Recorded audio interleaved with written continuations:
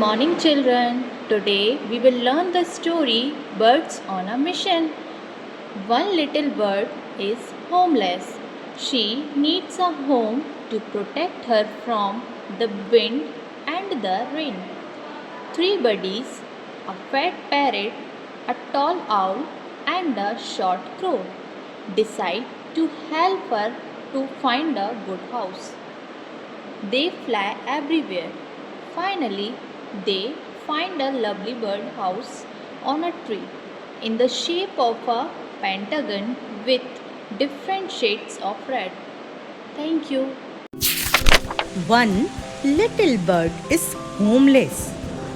She needs a home to protect her from the wind and the rain. Three buddies, a fat parrot, a tall owl, and a short crow, decide to help her to find a good house. They fly everywhere. Finally, they find a lovely birdhouse on a tree in the shape of a pentagon with different shades of red.